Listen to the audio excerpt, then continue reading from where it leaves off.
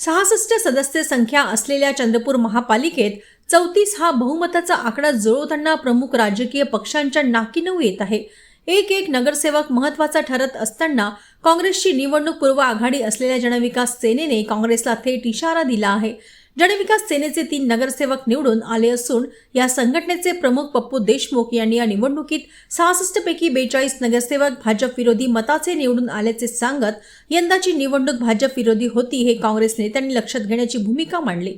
त्यातच काँग्रेसच्या अंतर्गत कलहामुळे जर भाजपचा महापौर झाला तर त्याच क्षणी आमची काँग्रेसशी असलेली आघाडी तोडू असे स्पष्ट केले। आम्ही काँग्रेस सोबत राहण्याचा आणि शहराला स्वच्छ पारदर्शक कारभार देण्याचा शब्द दिला आहे। मात्र तसे न झाल्यास भाजपशी ज्याप्रमाणे लढलो त्याचप्रमाणे काँग्रेसशी लढू असे म्हणत एक पाऊल पुढे टाकले आहे।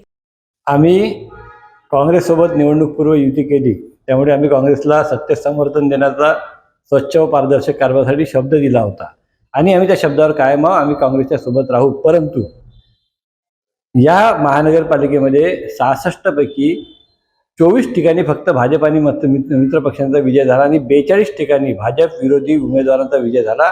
स्पष्ट जनमत बहुमत हे भाजप विरोधात आहे। भाजपचा महापौर कोणत्याही परिस्थितीत बसू नये अशी मतदारांची जनतेची इच्छा आहे। एवढंच नव्हे तर खासगीमध्ये भाजपचे कार्यकर्ते आणि समर्थकही म्हणतात की आमचा महापौर यावेळी बसू नये।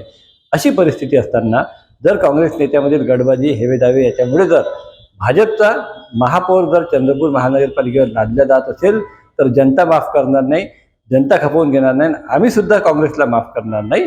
अशा परिस्थितीमध्ये स्वच्छ व पारदर्शक कारभारासाठी जरी आज आम्ही काँग्रेससोबत असलो तरी भविष्यात जर अशी वेळ आली, काँग्रेसच्या चुकीमुळे जर भाजपचा महापौर लादला गेला तर आम्हाला वेगळी भूमिका घ्यावी लागेल। त्या क्षणी आमची आघाडी तुटली असं काँग्रेसनं समजावं। जी भूमिका भाजपच्या भ्रष्टाचाराच्या विरोधात आम्ही आजपर्यंत घेतली तशीच संघर्षाची भूमिका यापुढे आम्ही काँग्रेसच्या विरोधातही घेऊ। त्यामुळे जनतेच्या हितासाठी काँग्रेसनं महापौर बसवण्यासाठी योग्य ते पावलं उचलावे असं सांगत त्यांना एक आव्हान आहे।